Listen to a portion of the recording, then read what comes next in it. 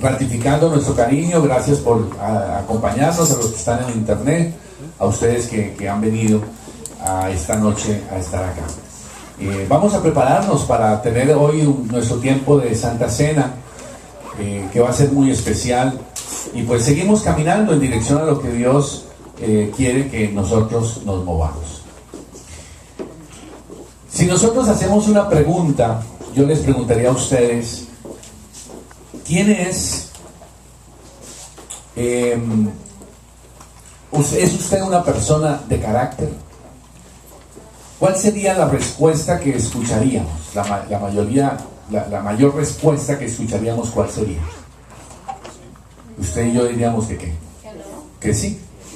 Esa sería la respuesta seguramente que todos tendríamos. ¿Es usted un hombre de carácter? ¿Es usted una mujer de carácter? Esa es la pregunta que estamos haciendo. Ahora, ¿en qué pensamos cuando se nos dice un hombre o una mujer de carácter? ¿En qué pensamos? Como fuerte. O sea, una persona que es de temperamento fuerte. Otro es que es una persona brava. ¿Qué más? Que es una persona decidida. Doña Lina. Que es una persona difícil. Ok, ¿qué más? Que hacemos valer nuestras decisiones. Que hacemos valer nuestras decisiones y nuestras convicciones. Que es una persona de mal genio, que es una persona que no cambia de parecer. ¿Qué más? Una persona estricta. Todo eso viene a nuestra mente pensando y relacionamos a eso. O sea, todo lo que hemos mencionado lo estamos diciendo, lo estamos relacionando ¿a qué? Lo estamos relacionando a lo que tiene que ver con la personalidad, lo que tiene que ver con el ánimo de la persona, la cultura. Los colombianos son esto, los mexicanos son aquello, los mexicanos somos meros, y así cada cultura y cada persona y cada realidad planteamos lo que significa un hombre o una mujer de carácter según nosotros entendemos. Es decir, nos estamos refiriendo en toda esta situación, nos estamos refiriendo es a la parte emocional.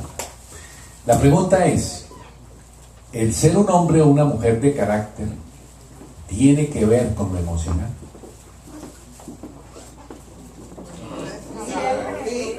¿Tendrá que ver con lo emocional? Vamos a descubrir que no. ¿Qué es lo que estamos descubriendo?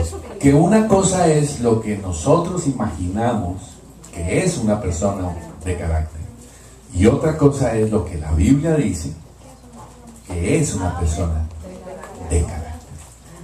Entonces tenemos que empezar a darle el giro, tenemos que empezar a comenzar a verlo como el Señor lo ve.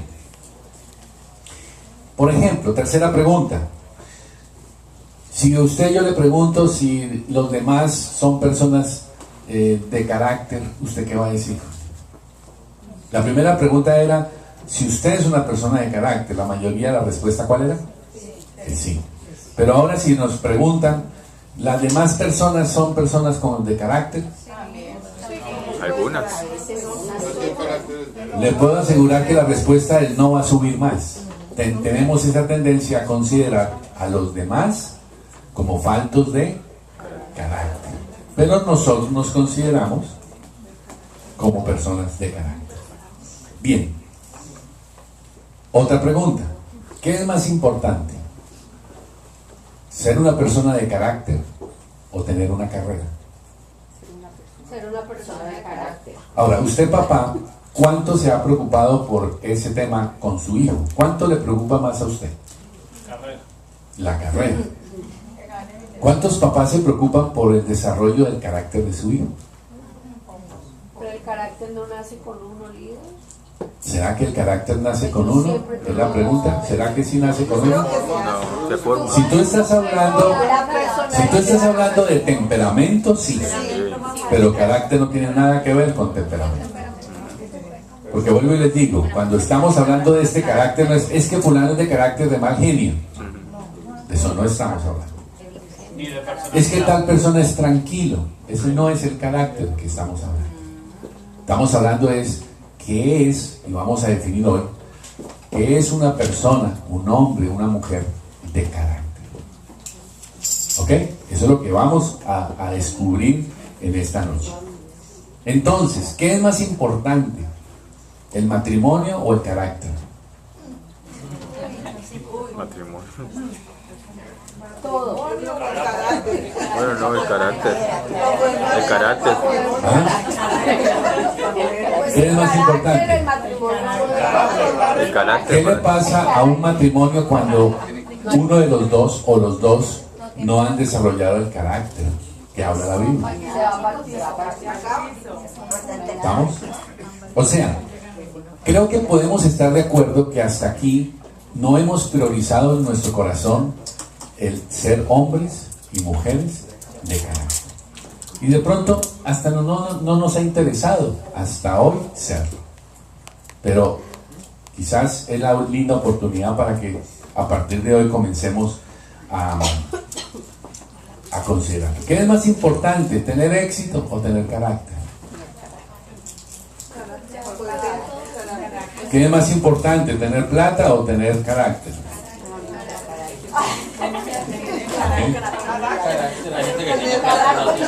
Claro, la mayoría de la gente que tiene plata no tiene carácter, te lo puedo asegurar. ¿Ok? Bien. ¿Cuál sería entonces la máxima responsabilidad de un padre con un hijo? Como el carácter.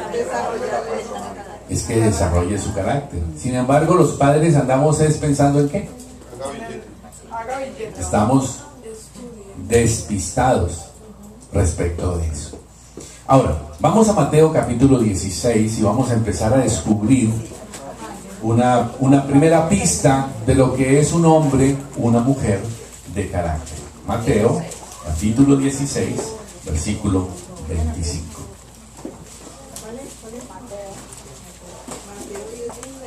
Hay un tipo de hombres y mujeres del cual Jesús habló, en los que el Señor nos enmarca con una característica diferente. Sigan, familia, bienvenidos. Vean, por ahí puede ser. Sigan. Dice en el versículo 25, ¿ya lo tenemos? Dice, porque todo el que quiera salvar su vida, ¿qué va a pasar?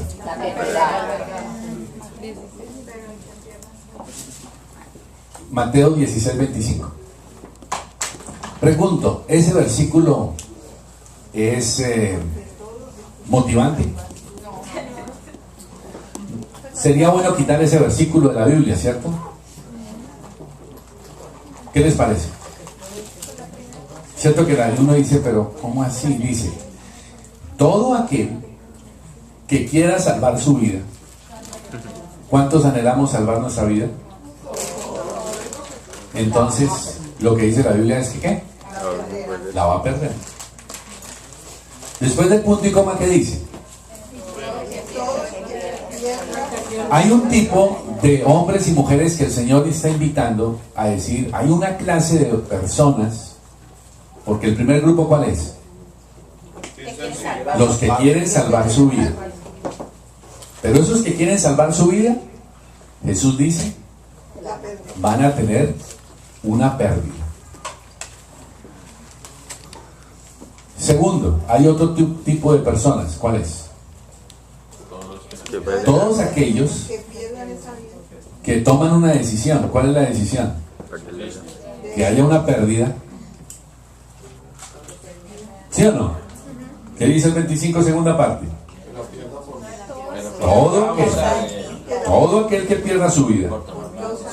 Y ahí hay un detallito. ¿Por qué perder? ¿Por qué perder mi vida? Por causa del Señor. Jesús garantiza y dice, ¿la qué? La va a ganar, la va a hallar. ¿A qué tipo de los dos grupos a usted y a mí nos gustaría pertenecer? ¿Ok? Ahora, Una cosa es lo que usted y yo quisiéramos, otra cosa es dónde estamos realmente. El primer grupo, los que no están dispuestos a tomar una decisión para ganar. El Señor dice, aquellos que no están dispuestos a perder, ¿qué les va a pasar? Van a perder. Y aquellos que están dispuestos a perder, van a ganar. Pero eso, como estamos diciendo, eso no es emocionante, eso no nos gusta. ¿Qué implica perder? Ayúdenme. ¿Qué implica perder? Entregar algo. Subrayelo allí, si usted está tomando nota o en su Biblia. Ese perderá significa entregar algo. Y ahí es donde muchas personas dicen, es que a mí no me gusta la vida cristiana en el sentido, porque siempre le están pidiendo a uno algo. Pero no es el senti, sino ¿quién? Ahora, ¿será que Dios pide cosas porque anda necesitando cosas? Entonces, ¿por qué pide cosas? Probar nuestro corazón. ¿Vamos? No es para Él. Y la verdad es que Él no está pidiendo para Él. Él lo que está es ayudándonos a perder cosas que no necesitamos. Que no sirven. Y que nosotros comencemos a replantear las cosas. Piensen esto.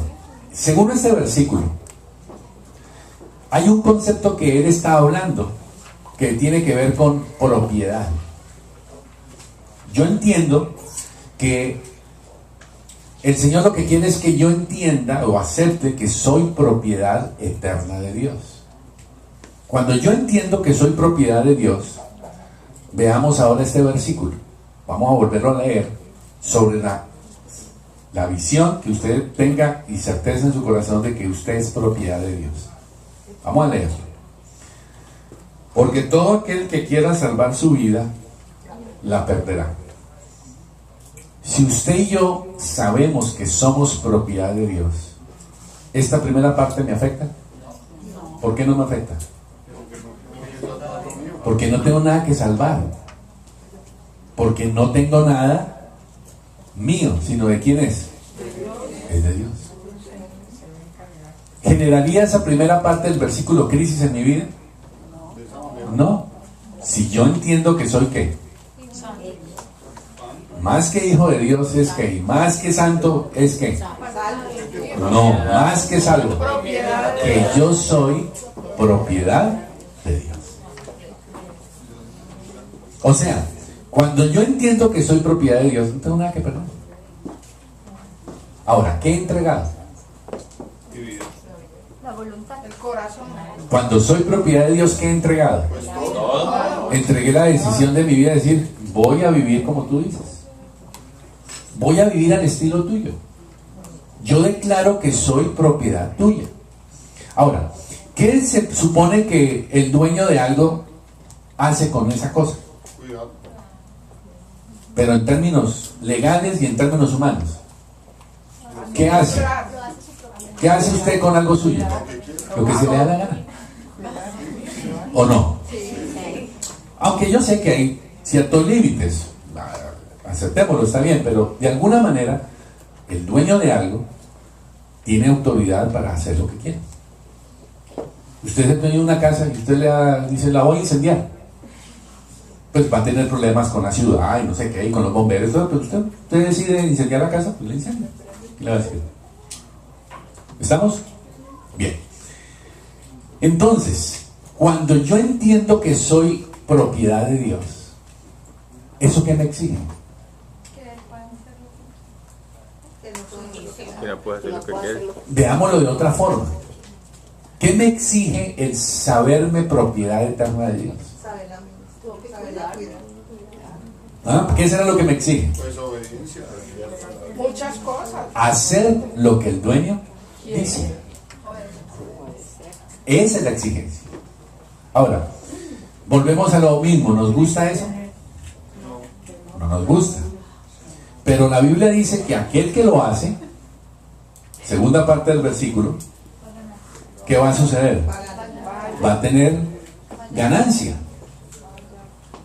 La lógica dice, no, ese versículo es absurdo, hermano. ¿Cómo así? Usted y yo venimos a las cosas de Dios es buscando ¿qué? Seamos bien sinceros. Usted y yo buscamos a Dios buscando ¿qué? Ganancia. Que nos bendizca. Usted y yo andamos buscando ganancia. ¿Y qué sucede cuando hay pérdida?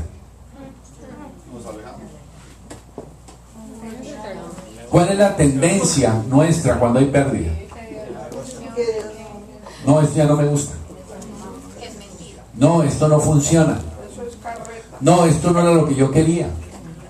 Yo lo que quería era acumular y ganar. Ahora me están quitando.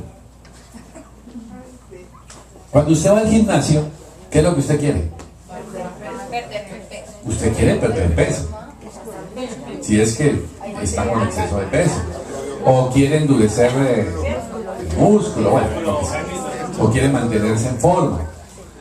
Pero si usted en el gimnasio le dijeran, bueno, vamos a empezar para que usted suba de peso, entonces ¿usted qué haría? Yo no vuelvo acá, porque aquí voy a volver acá. ¿No? Yo lo que quiero es lo contrario.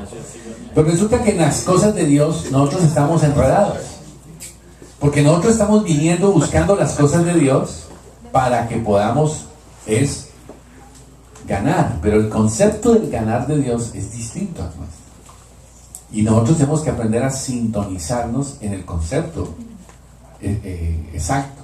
De la misma forma como la palabra carácter para Dios es distinto al carácter para usted y para mí. Entonces necesitamos hacer ese ajuste. Entonces, cuando yo entiendo que Dios es propiedad mía, yo soy propiedad de Dios. Yo entiendo. ¿Qué carácter, no? Yo entiendo que Dios es mi dueño y que yo soy propiedad de Dios. Entonces yo puedo entrar en una dimensión de definir a Dios como algo absoluto. ¿Dónde está el problema de los colores grises? Blanco y negro. ¿Qué es un color gris? No define. ¿A qué suena en términos de temperatura? Sería lo gris, lo tibio. Es blanco, pero no es blanco, pero tampoco es negro. Es ahí, tibiecito. Entonces yo debo empezar a entender, cuando yo veo a Dios como el dueño de mi vida, las cosas de Dios, su plan, su propósito y su manera, las debo considerar como un absoluto. ¿Qué significa como un absoluto? Que es que no hay margen de ponerme a buscarle la vuelta. Es lo que es y punto. Me guste o no me guste. Y ahí comienzan los problemas en nosotros. ¿Dónde voy creciendo? ¿Cuándo yo voy madurando y cuándo voy creciendo? Cuando estoy dispuesto a ponerle atención a eso, hacer lo que Dios dice, aunque no me guste. Y esta es una de las enseñanzas más lindas, que le voy a lanzar la definición de qué es un hombre o una mujer de carácter y lo vamos a ir descubriendo. Antes de eso, yo creo que en el adiestramiento les compartí, sigan familia, de un testimonio de un pastor americano en la época de la Segunda Guerra Mundial. Resulta que en la Segunda Guerra Mundial, ustedes saben, los japoneses iniciaron una serie de invasiones en el Pacífico. Y en una de esas islas había un pastor americano con un grupo de 50 personas en su iglesia. Entonces llegaron los japoneses y pues los japoneses obviamente estaban buscando americanos, no solo por ser americanos, sino además porque era cristiano, entonces querían asesinar al pastor. Entonces la gente, ¿qué hizo? O sea, al pastor querían darle una buena despedida. Los japoneses le habían armado una buena despedida. Entonces, ¿qué creen que hicieron la gente? ¿Qué hizo la gente? Se fue. Esconderlo. El plan era esconderlo Y cuando llegaron los japoneses, ¿el plan cuál era? Atacarlo. ¿Atacar a los japoneses? Negarlo. Negarlo. O sea, decirle la verdad o mentiras. Decirle mentiras. Y ellos tenían el plan completo y ya llegaron donde el pastor y le dijeron: pastor, tranquilo, ya tenemos organizado la despedida suya, no va a haber problema, todo organizadito, solo que le vamos a decir a los japoneses esto y esto, para que usted pueda proteger su vida. ¿Usted qué haría frente a eso? Me van a matar. Si yo no me escondo, me matan. Si me encuentran, chao. Estoy sirviendo a Dios. Y aquí veo unos discípulos que me están amando y quieren proteger mi vida. Y ellos van a decir mentiras para proteger mi vida. ¿Qué hizo ese pastor? Enfrentó. Este pastor le dijo a ellos: les agradezco mucho su buena intención, pero ustedes no han entendido que un hijo de Dios no miente. Y aunque ustedes justifiquen el no mentir para salvar mi vida, eso no es lo que Dios quiere. ¿Qué creen que le pasó al pastor? Lo mataron. ¿Ese es un hombre de carácter? Claro. ¿O será un bobo? ¿Estamos? Yo sé que usted y yo lo pensamos, no lo decimos, tan bobo. Si ese hubiera sido colombiano, hubiera sido ventríloco. Si ese hubiera sido latino, los latinos somos, no sé cómo. ¿Qué tipo tan bobo? Sin embargo, ese hombre se hizo matar para que sus discípulos no tuvieran que mentir. Y ahí, entre paréntesis, uno dice, en el caso suyo y mío, ¿cómo es nuestra posición frente a la mentira? ¿Hasta dónde nosotros somos así de firmes con la mentira? ¿O con la verdad? Y ahí es donde uno que empieza a decir uno: Señor, hombre y mujer de carácter no soy, necesito aprender a hacerlo. O sea, con base en esto vamos estructurando la definición. Cópialo. Un hombre o una mujer de carácter es aquel que está dispuesto a hacer lo correcto según Dios. Ojo con eso, según Dios. No lo correcto según la gente, ni uno mismo, ni la norma, sino lo correcto según Dios. Dice, sin importar el precio personal que tenga que pagar. A ver, ¿me copiaron la definición? La repito. Un hombre, una mujer de carácter es aquel que está dispuesto a hacer lo correcto según Dios, no importando el precio que tenga que pagar. La pregunta del año es: ¿vivimos de esa forma?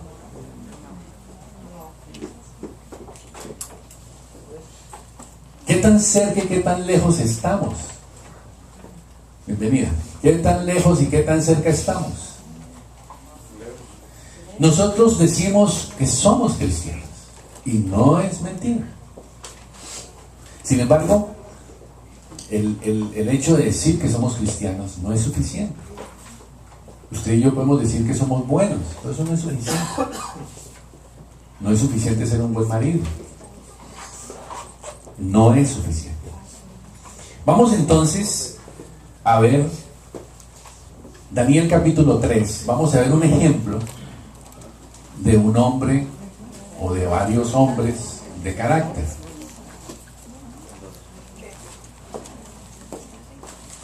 Dicen las mujeres que encontrar un hombre inteligente es difícil.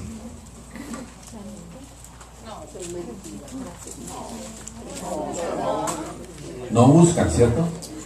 No han buscado bien. No nos han encontrado. ¿Me entienden? Sigan, bienvenidos. ¿Me entienden? ¿Será que existen hombres así? ¿Mujeres así? que sean capaces de vivir de esa forma? Los hay. Ahora, ¿dónde está el problema de nuestra comunidad hoy en día? ¿Dónde está el problema del mundo hoy? El problema del mundo hoy es que no existen hombres y mujeres que estén dispuestos a vivir de esa forma. Ahora, ¿el plan de Dios cuál es?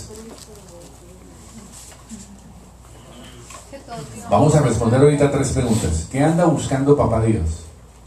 2, ¿qué anda buscando Jesucristo? Y 3, ¿qué anda buscando el Espíritu Santo?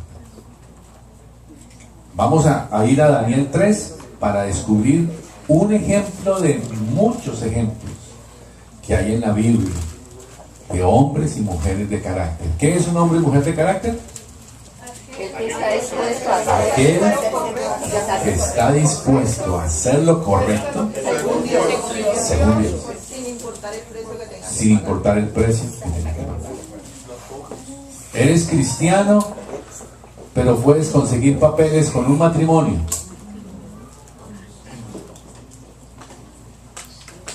Eres cristiano, pero te divorcias. Eres cristiano, pero tienes social falso. Que ya no puedo decir otra palabra. Ya estoy aprendiendo. No. Falso. ¿Estamos? Nos levantamos tarde y le decimos al jefe, trancón en el Sauras. Problema en la university.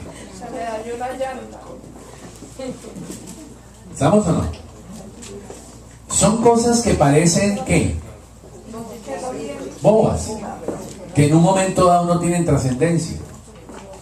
Y quiero que usted mire, si nosotros somos capaces de mentirle a Dios, pues de ahí para abajo, ¿estamos? Esa es nuestra realidad. Veamos Daniel capítulo 3, dice en el versículo 15, desde el 14, habló Nabucodonosor y les dijo, Sadrach, Mesach y Abednego eran 3 judíos, 3 hombres de Dios, que les habían cambiado el nombre y estaban enfrentados a una situación, fueron llevados ante el rey, y entonces el Nabucodonosor les dice, es verdad que ustedes 3, que vosotros no honráis a mi Dios con minúscula, ni adoráis la estatua de oro que he levantado. ¿Qué había ordenado el rey Nabucodonosor? Que todo el mundo tenía que adorar esa estatua y adorar a su Dios. Pero estos 3, ¿qué hicieron? No lo hicieron, pero la pregunta es, ¿ellos sabían que si no lo hacían, qué iba a pasar? ¿Sabían o no sabían? Sabían. La orden era que todo aquel que no adorara a esa estatua moriría. Entonces, estos hombres fueron llevados ante el hombre que dominaba el mundo en la época. Nabucodonosor era el rey del imperio más importante que había en ese momento en la historia. Y él dice, es verdad que ustedes no adoran a mi Dios ni adoran las estatuas. Ustedes no honran a mi Dios y no adoran la estatua. Miren la respuesta de ellos. Él sigue hablando en el 15, les dice, ahora pues, ustedes están dispuestos que al oír el son de la bocina, de la flauta, el tamboril, el arpa, el salterio, la zampoña y de todo instrumento de música, os postréis y adoréis la estatua que he hecho. ¿Están dispuestos? Pregunto. Porque si ustedes la adoran, si ustedes no la adoran, recuerden el pasaje que vimos ahorita en Mateo. El que quiera ¿qué? Salvar su vida, la perderá. El que quiera perder su vida por la causa del evangelio, la ganará. Puede ser eso. Porque si no adoran la estatua en la misma hora seréis echados en medio de un horno de fuego ardiendo.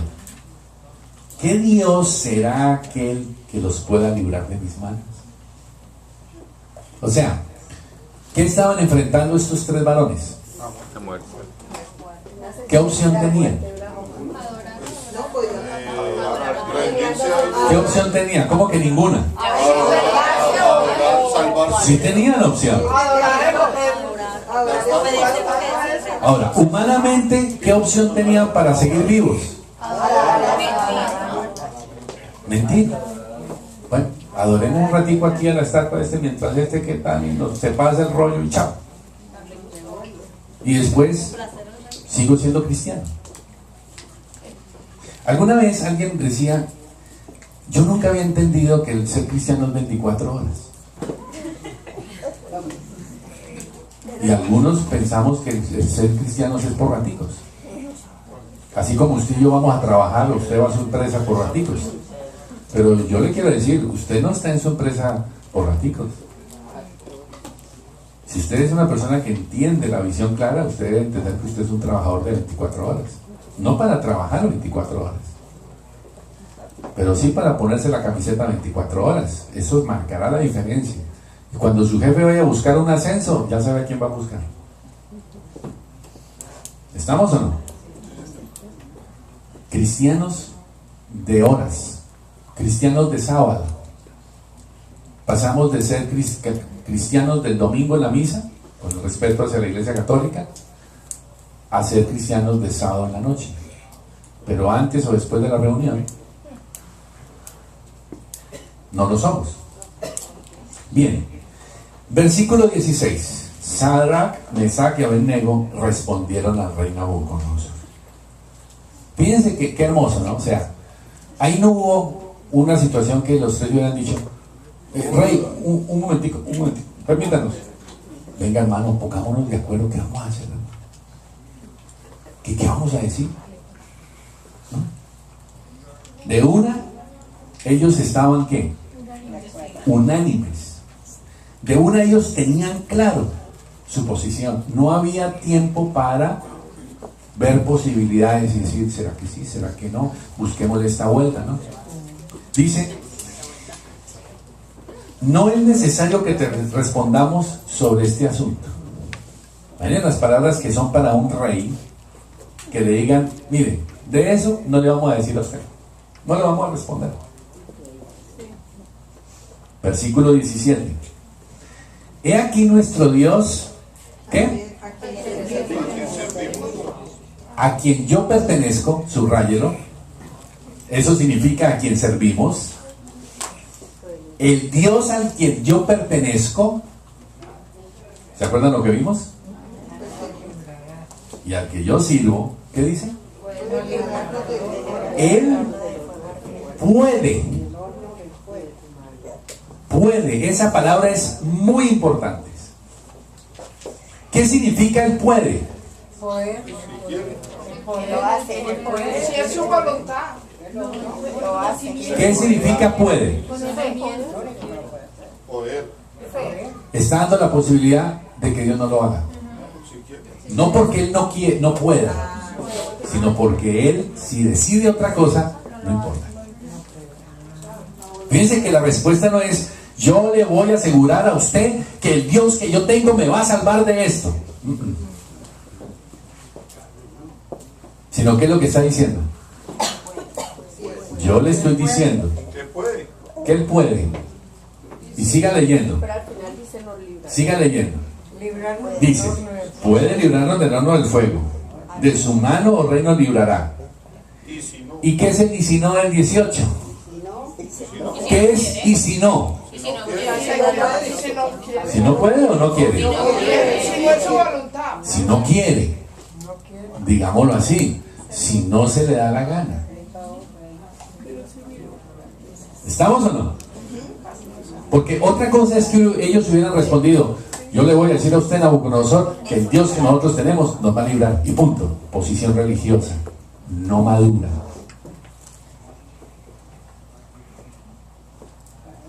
Es que este hijo me lo tiene que sanar el Señor, y me lo tiene que resucitar, y me lo va a levantar, y lo van a... ¿Qué ¿Quién dijo que es así? No es así.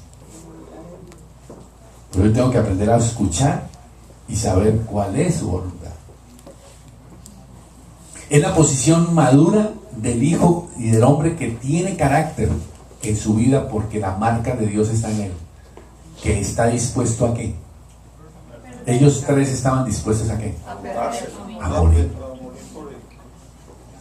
Fuera que Dios metiera su mano o no la metiera.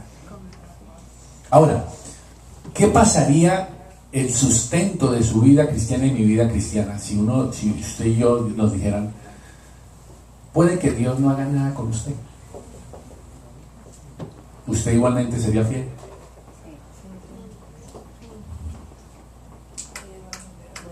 ¿Estamos o no? Porque ¿dónde está el concepto equivocado, suyo y mío? ¿Es que yo soy cristiano? Porque Dios siempre va a hacer lo que yo necesito. ¿Será cierto eso? Es la más grande mentira. Dios hace lo que yo quiero finalmente, porque Dios es bueno. No, Señor, no es así. Y por eso nos cuesta dificultad caminar con el Señor. Piénselo bien. Sepas que no te serviremos, ni tampoco adoraremos. Versículo 19. ¿Qué decisión tomó Nabucodonosor? Se llenó de ira. El tipo se demudó su rostro y ordenó que calentaran el horno 7 veces más. Y dice en el versículo 21 que estos 3 varones fueron ¿qué? Atados ¿de dónde? De pies y manos. ¿Usted se imagina cómo fue la atada de esos pies y esas manos? ¿Usted creen que ellos estuvieron pateando para no dejarse amarrar? No me amarro, casi me amarro, casi lo amarro. ¿Sería eso así? Fueron amarrados de sus manos, con sus mantos, sus calzas, sus turbantes, sus vestidos, fueron echados dentro del fuego ardiendo. Sigue, Wilfredo, sigue, bienvenido. ¿Qué sucedió entonces? ¿Cómo terminó la historia? La historia resulta es que el mismo Nabucodonosor comenzó a ver cuántas personas estaban adentro del horno. ¿Cuántos estaban viendo? 4. ¿Quiénes eran los que estaban allá adentro? 3. Los 3 que metieron. ¿Más quién más? El Señor Jesucristo. No era el ángel, era Jesús mismo. Ahí lo dice. ¿Qué aspecto tenía? Al Hijo de Dios. Era el mismo Jesús allí con los 3. ¿Qué les pasó a los 3? No se quemaron. No se quemaron. Pero ¿y si Dios no hubiera hecho eso y ellos hubieran muerto? Por ejemplo, pase usted la página rápidamente en su cabeza y Esteban, en el Nuevo Testamento, ¿qué sucedió con Esteban? ¿Qué sucedió con Juan Bautista? ¿Y Dios qué hizo? ¿Estamos? Y entonces la pregunta es, Dios no le falló a Daniel y a sus 3 amigos, pero le falló a Esteban, y le falló a Juan Bautista, y le falló a Pedro, y le falló a Pablo. Y dicen que Pedro, pues la Biblia no lo dice, pero dice en la historia que Pedro murió crucificado de cabeza, no sé qué cosa. No sé si será cierto, no es que, bueno, me imagino que la muerte de él no debió ser, bueno, no sé cómo sería. Entonces, apunte esto, por favor. Apunte esto. Tu carácter es lo que verdaderamente eres. No sacamos nada con una cantidad de expresiones religiosas en que aleluya, gloria a Dios, andar con la Biblia mostrando así, caminando como santos, aleluya, toda esa cantidad de cosas que podemos aprender. Cantar canciones, levantar las manos, aplaudir, 1000 cosas. Eso no sirve de nada, créanmelo. Apúntelo ahí en su corazón. El carácter es lo que verdaderamente eres. Impactará lo que logres en tu vida. El carácter impactará lo que logres en la vida. ¿Por qué no logras cosas en la vida? Respecto de lo que Dios tiene para ti. Es por falta del carácter de Jesucristo en tu vida. Definirá si eres una persona que vale la pena conocer. Es que yo comparto de Cristo, yo evangelizo, yo discipulo, pero nadie se me prende. ¿Por qué será? Porque la gente lo mira a usted y me mira a mí y dice, no vale la pena, una persona no vale la pena. ¿Estamos? Definirá tu reacción en el éxito y tu reacción en el fracaso. El carácter definirá tu reacción en la pobreza y en la abundancia, en el dolor y en la salud. Definirá quién eres. Por eso será importante que trabajemos en el carácter. Tu carácter se extiende mucho más que tu talento. Por ejemplo, Michael Jackson. ¿Talentoso o no? Marilyn Monroe. Además de bonita, ¿talentosa o no? ¿Pero qué le pasó a ellos? Con toda la fama, con toda la plata, todavía Marilyn Monroe sigue siendo símbolo sexual. Uno dice, wow, esa mujer tremenda. Eso fue, ella estuvo en los ¿qué años? Por allá 40, 60, 50.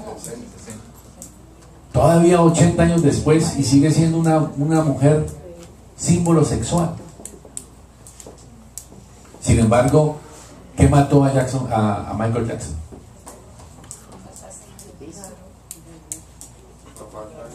No tuvo carácter.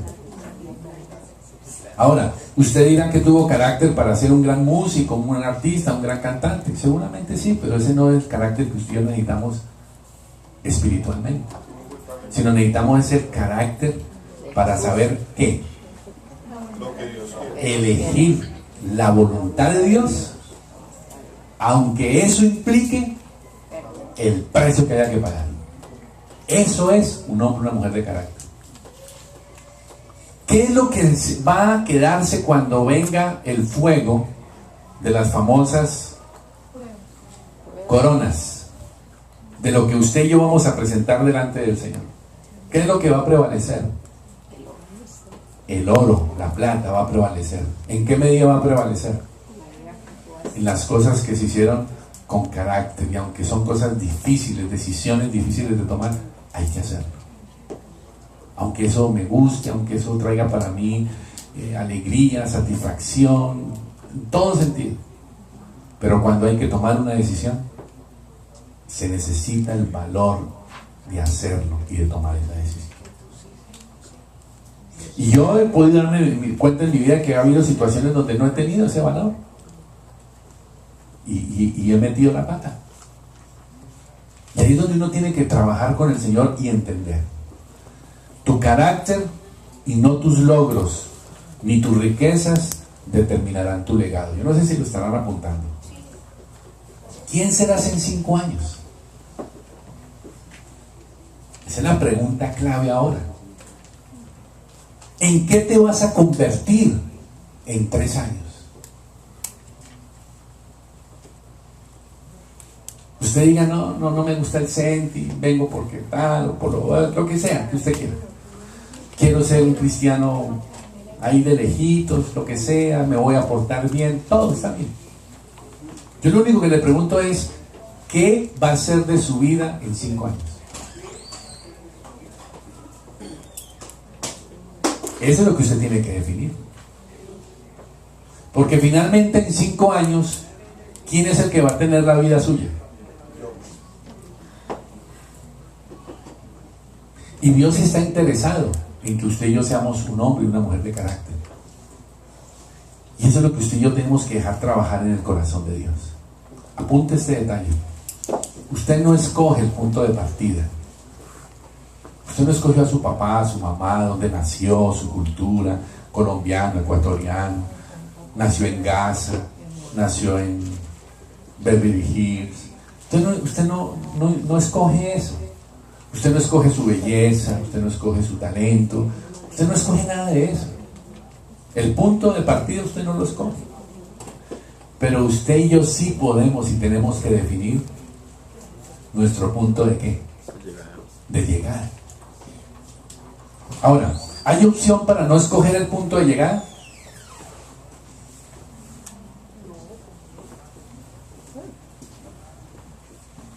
Hello. El punto de partida.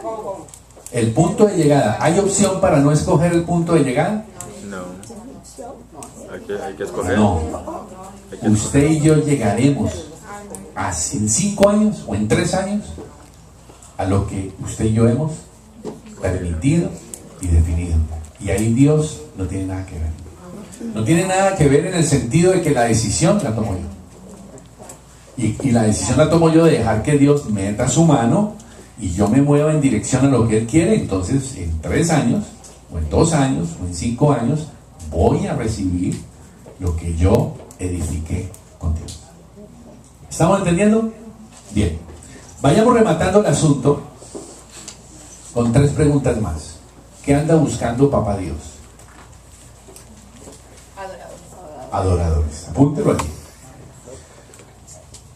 Dice la Biblia, Jesús decía, mi Padre y yo todavía estamos trabajando. O sea que el Señor Jesucristo y el Padre en este momento andan trabajando.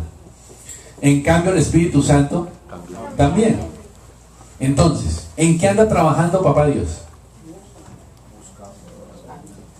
Anda buscando. Él es casa adoradores. Anda buscando verdaderos adoradores en espíritu y en verdad. La pregunta es, si Él anda buscando eso, ¿te va a encontrar? ¿Me va a encontrar? Segunda pregunta, ¿qué anda buscando Jesús?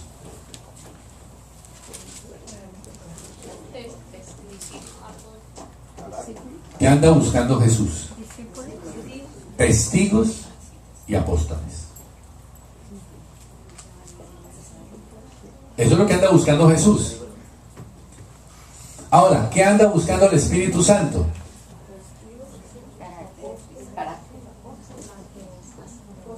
Papá Dios anda buscando adoradores. Jesús anda buscando testigos. ¿Qué anda buscando el Espíritu Santo? Y mujeres con carácter.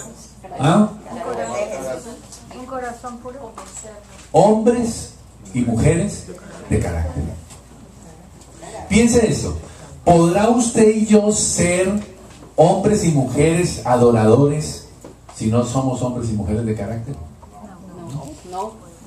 Porque usted y yo pensamos que ser adoradores es aprendernos una canción y adorar un ratico y levantar las manos. Eso no es adoración. La adoración es una forma de vida. ¿Qué es ser testigo? ¿Cómo hago yo para ser testigo si no soy un hombre de carácter? Si no estoy dispuesto a pagar el precio que sea por hablar de Cristo, pues nunca hablaré de Cristo. Me voy a avergonzar. Nunca podré ser un verdadero adorador. ¿Por qué? Porque no estoy dispuesto a pagar el precio por ser adorador. ¿Cuál es el precio que usted necesita pagar para ser adorador?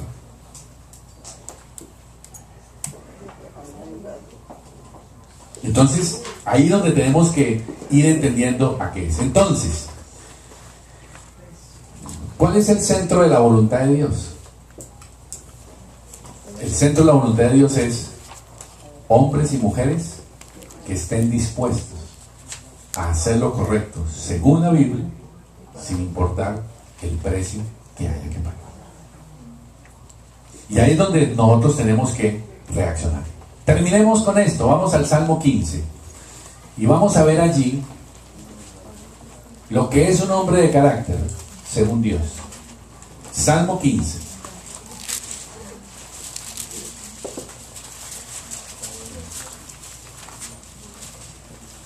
Si esta es mi última predicación aquí en Broward, o no, le animo a que nunca olvide este Salmo 15 y esta enseñanza de él. Quiero decirles que este tema lo he aprendido descubriendo mi propia realidad y dándome cuenta que hay áreas de mi vida en las que yo no he permitido que el Señor gobierne, y he descubierto que no he tenido el carácter para decir tengo que pagar el precio que sea. Le doy un ejemplo. Cuando nos anunciaron el cambio, ¿hubo crisis en mi vida? Hubo crisis. ¿Por qué hubo crisis?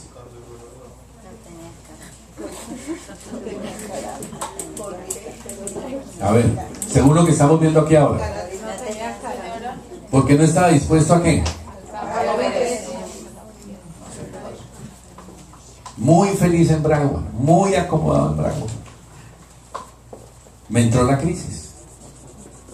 Eso demostró que el carácter de Dios en mi vida no está completo. Y otras cosas de mi propia vida. Miren el versículo 1, Salmo 15. En el versículo 1 está el requisito. Versículo 1 dice: ¿quién habitará en tu tabernáculo? ¿Quién morará en tu santo monte? O sea, la pregunta que el salmista está diciendo es: ¿cuál es el requisito del que está habitando y viviendo en el tabernáculo y en el monte? ¿Quiénes son esos? ¿Quiénes son esos?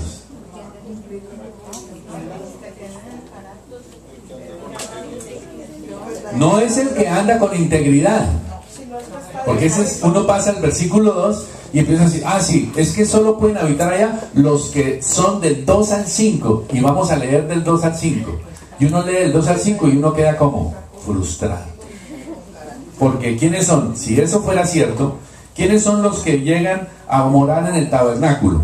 El que anda en integridad, el que hace justicia, el que habla verdad en su corazón, el que no calumnia con su lengua, no hace mal a su prójimo, no admite reproche contra el vecino, aquel cuyos ojos el vil es menospreciado, pero honra a los que temen a Jehová, el que aún jurando en daño suyo, no por eso cambia, quien su dinero no dio a usura, mejor dicho, el que no existe.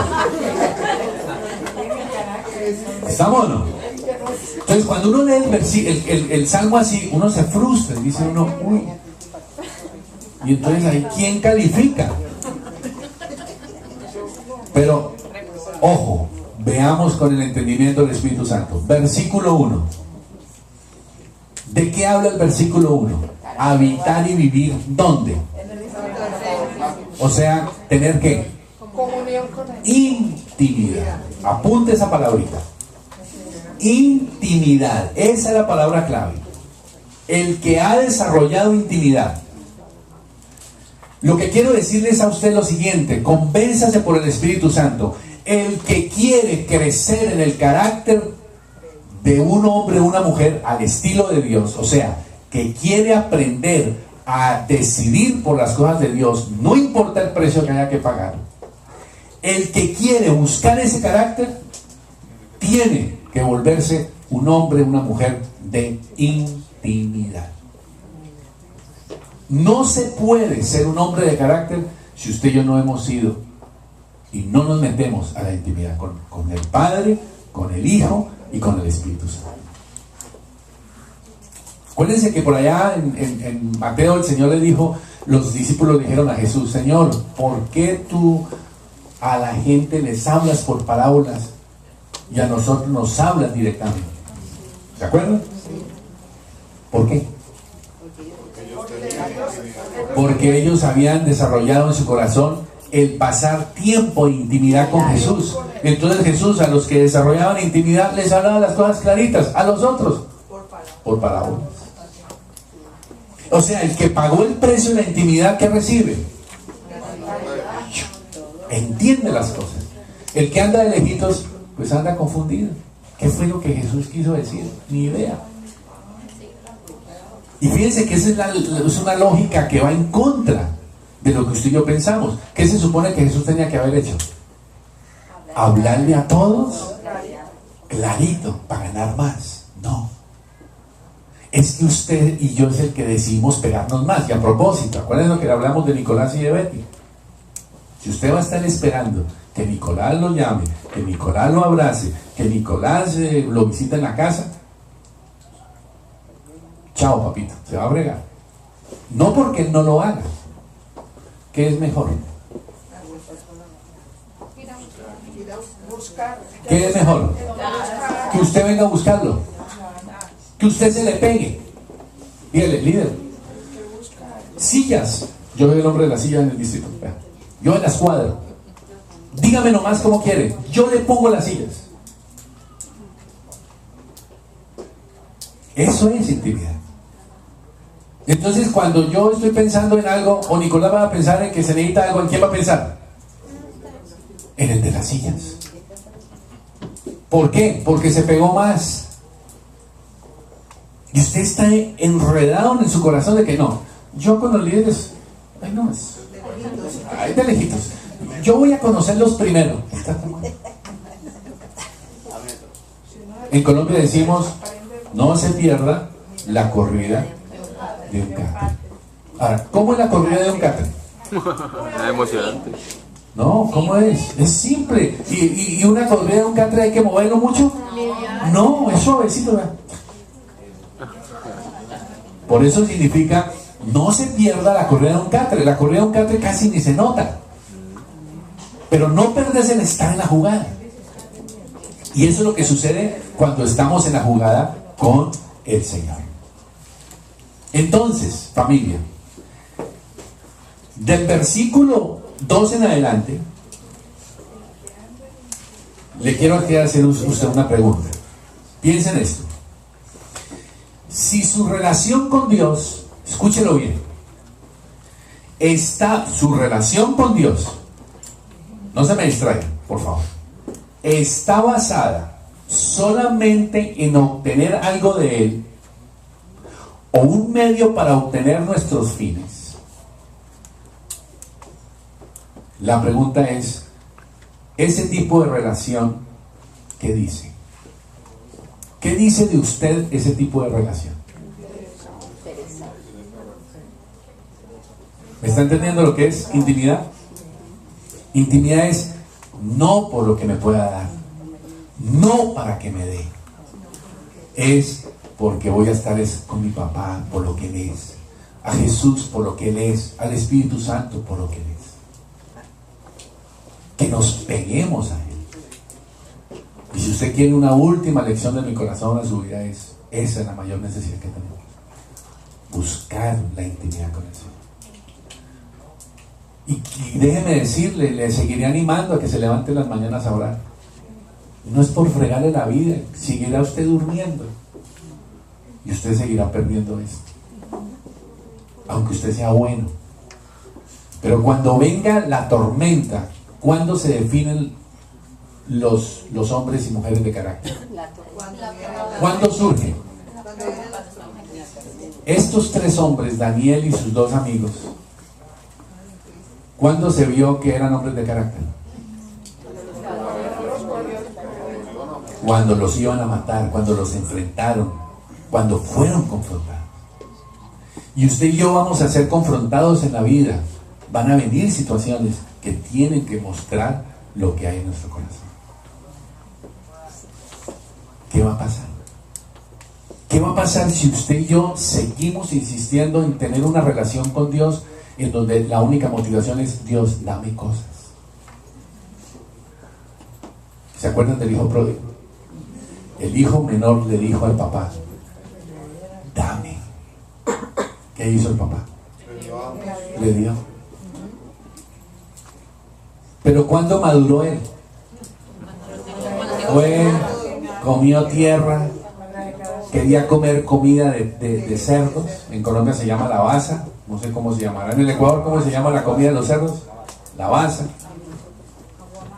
Aguamasa. Y yo le pregunto, ¿qué rica que debe ser la aguamasa? Y dice la Biblia que él deseaba comer la lavaza, no podía. O sea, era una situación espiritual, emocional y física, imagínense, o sea, muy terrible. Pero ¿cuándo cambió? Cuando dice él que dio un girito y él usó otro verbo. ¿Cuál fue el verbo que usó? Hazme. El primer verbo, ¿cuál fue el que él usó? Dame. El segundo verbo, ¿cuál fue? Hazme. Le dijo, hazme como uno de tus jornaleros. Porque resulta que los jornaleros, ¿qué estaban descubriendo? Estaban viviendo bien. ¿Por qué? Estaban pegados. ¿Se sentían qué? Sabían que eran el dueño de ellos, era su patrón. ¿Por qué Pablo dijo? Pablo, esclavo de Jesucristo. ¿Qué es un esclavo? Es el que tiene dueño, no tiene propiedades. Todo lo que es él le pertenece a otro.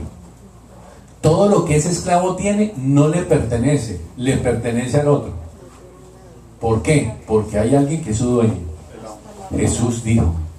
Pablo dijo, Jesucristo, yo soy el siervo de Jesucristo. Y nosotros no vivimos así. O no sé, le animo a que usted y yo lo revisemos. La teoterapia nunca pasará por nuestra vida, a menos que nosotros tomemos esta decisión. Y finalicemos. Ese versículo del 2 al 5 son aquellos que su conducta es intachable, hacen lo correcto, dicen la verdad, no calumnian, no tratan mal a las personas, están con quienes hacen lo correcto, cumplen su palabra, prestan dinero sin intereses, no se aprovechan de las personas para obtener ganancias económicas. Esas son las muestras de un hombre y una mujer de carácter. Pero no voy a estar buscando eso, sino eso va a surgir ¿de qué forma? Natural, por haber desarrollado intimidad. Y miren la promesa para que oremos. La promesa del final del versículo 5.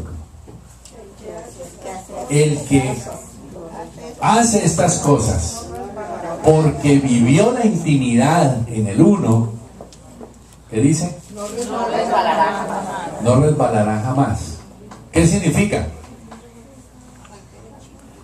¿En qué momento usted y yo podemos resbalar? Cuando no tenemos carácter. ¿Ah? Si usted está parado, ¿puede resbalarse? No. Si usted está parado, ¿se va a resbalar? No. Me puedo asegurar que no. ¿Cuándo empieza el riesgo a resbalarse? Cuando usted empieza a moverse. Cuando usted enfrenta tiene que hacer un quiebre. Usted está jugando fútbol y hace un quiebre de cintura y ¡chum! Se resbaló. Pero mientras usted está quieto, usted no va a resbalar. Pero lo que la palabra de Dios está prometiendo es que no vayan a venir dificultades, porque la palabra de Dios las asegura que van a seguir viniendo. La diferencia es que yo ya podré entonces, cuando soy un hombre, una mujer de carácter, ya sé tomar decisiones. Voy a pagar el precio que sea necesario, porque Dios es mi dueño absoluto. Cuando usted y yo podamos entrar en esa dimensión, familia, el mundo será transformado tremendamente. ¿Vamos en camino? Vamos en camino. ¿Qué tan lejos estamos? Ya cada uno debe tomar su decisión. Entonces, ¿cuál es el primer paso? ¿Cuál es el primer paso? Intimidad. ¿Cuál es el último paso? Intimidad. Y entonces podremos entrar allí. Podremos tener caídas, tropezones, heridas, pero el Señor promete que seguiremos adelante. Así que, familia linda, vamos a seguir adelante y les invito a que estemos orando por todo esto de la transición y estemos orando. Yo sé el cariño de ustedes y están orando por Analo y por mí, está bien, eso está bien, pero quiero animarles a que podamos decirle al Señor: en esta nueva, ¿qué se llamará? Esta nueva etapa que el Señor quiere comenzar con Nicolás y con Betty. Recordemos lo que a principio de año empezamos, ser cumplidores de promesas, ¿se acuerdan? Ser cumplidores de promesas. Que podamos decirle, Señor, quiero revisar mi vida cristiana en función de esto. Todo lo demás no tiene sentido. Si mi vida tiene que ser confrontada con esto. ¿Cuánto yo estoy dispuesto a perder mi vida por Jesucristo? ¿Cuánto yo estoy dispuesto a pagar el precio que sea con tal de hacer lo correcto según Dios?